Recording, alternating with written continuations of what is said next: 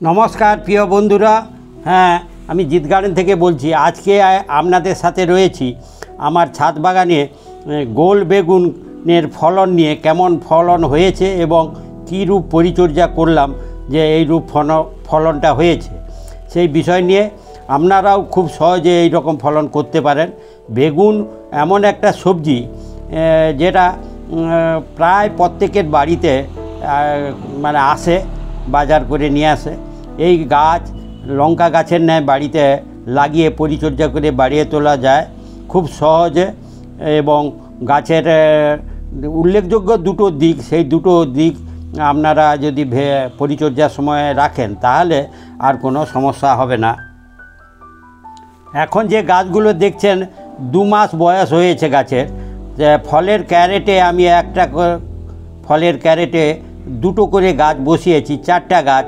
আপনারা ফলনটা দেখুন, সুন্দরভাবে ফলনটা এসেছে এবং ফুলও অজস্র রয়েছে।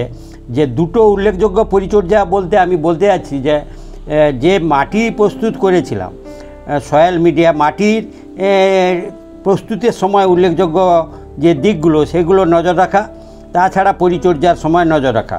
মাটি পরিচর্যার বিষয়ে বলি, মাটি প্রস্তুত করবেন যেটা গার্ডেন সয়েল, আর তাতে জৈব সারটা আমি দিয়েছি যেটা কাউ ডাং এবং ভার্মি কম্পোস্ট যে কোনো একটা, আর হচ্ছে হর্ন ডাস্ট, এইটা দিয়ে মিশিয়ে মাটি প্রস্তুত করবেন। কিন্তু উল্লেখযোগ্য একটা যে বিষয় সেটা হলো যে এর ঝিমানো সমস্যাটা রয়েছে, এবং যেটা ফ্রুট বোরার মানে ফল ছিদ্রকারী পোকার সমস্যা হয়, সেটা যাতে না হয় তাই ওই মাটি প্রস্তুতির সময় যেটা উল্লেখযোগ্য দিক সেটা হলো যে নিম খোল অবশ্যই দিতে হবে যাতে ক্ষতিকর জীবাণুগুলো নষ্ট হয়ে যায়।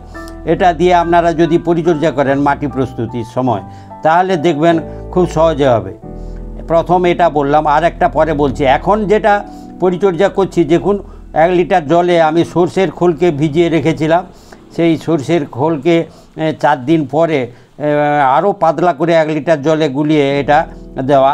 সর্ষের খোল নাইট্রোজেন সমৃদ্ধ সার, এটা গাছকে বাড়াতে সাহায্য করবে। রাসায়নিক সার উপর নির্ভর প্রথমে না হয়ে প্রথমে খোল, এই সর্ষের খোল দিলে গাছের তরতাজা ভাবটা আসবে এবং গাছের গ্রোথ ভালো হবে, সেটা হয়েছে। আপনার দেখুন 2টো ট্রেতে গাছে অজস্র ফলন হয়েছে। ফুল আসার সম্ভাবনা যখন দেখা দিবে সেই সময় আমি যেটা করেছি সেটা হলো আপনার NPK 19-19-19 এবং তাতে সিঙ্গেল সুপার ফসফেট এবং NPK 19-19-19 এটা 1 চামচ করে গাছ পিছু এই হিসাবে জলে গুলিয়ে তরল করে সেই সারটা দেওয়ার ফলে এই রকম ফুলটা এবং তার ফলনটা এসেছে। এই দুটো দিক। আর একটা উল্লেখযোগ্য দিক রয়েছে, শুধু জৈব সারের উপর নির্ভর করলে হবে না, গাছের মানে প্রচুর হেভি ফিডার গাছ, খাওয়ার যোগান ঠিকমতো দিতে হবে। তাই সেক্ষেত্রে আর একটা রাসায়নিক সার দেখছেন এই মুহূর্তে যেটা, এটা NPK 10-26-26, এই দানা সারটা গোড়াতে 1 চামচ এই হিসাবে দিয়েছি, আর জল দিয়ে এটাকে ভিজিয়ে দেওয়া। দানা আকারে দিলাম, এটাকে তরল না করে দিলাম, কারণ এই দানা সারটা আস্তে আস্তে গাছ নেবে এবং পরিমাণটা সহ্য করার ব্যাপারটা, সহনশীলতা যেটা সেটা করবে। তাই 10-26-26 এই সারটা অবশ্যই দিতে হবে গাছের মানে ফলনের আকারটা বাড়ানোর জন্য।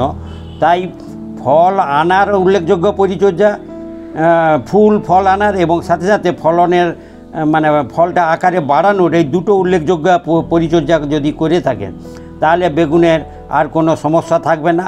আর যেটা ফল ছিদ্রকারী পোকা, সেই পোকা মাটির পরিচর্যার সময় যেটা নিম খোল দিয়ে পরিচর্যা করেছি, মাটি প্রস্তুত করেছি, ফলে মাটির আর কোনো সমস্যা থাকবে না এবং ওই যে পোকার সমস্যা সেটা থাকবে না। এইগুলো যদি আপনারা করে থাকেন তাহলে খুব সহজে বাড়ির ছাদে এইভাবে ফলন আপনারাও পেতে পারেন, যেটা শীতকালে একটা উল্লেখযোগ্য সবজি গোল বেগুন, নিশ্চয়ই সবাইয়ের প্রিয় সবজি। এছাড়া ফুল যাতে না ঝরে যায় সে বিষয়ে যেটা আমি সব গাছেই করে থাকি, অ্যাগ্রোমিন গোল্ড, যেটা মাইক্রো নিউট্রিয়েন্ট সমৃদ্ধ একটি তরল সার, সেটা 15 দিন ছাড়া একবার করে 1 ml 1 লিটার জলে দিয়ে স্প্রে করবেন। এটাই হলো এর শেষ পরিচর্যা। তাহলে দেখবেন আপনার বেগুন গাছে এইভাবে ফলন ধরবে। আর আপনারাও এইভাবে পরিচর্যা করুন। ভিডিওটি যদি আপনাদের ভালো লেগে থাকে তাহলে পরবর্তী ভিডিও পাওয়ার জন্য সাবস্ক্রাইব করবেন। ধন্যবাদ বন্ধুরা।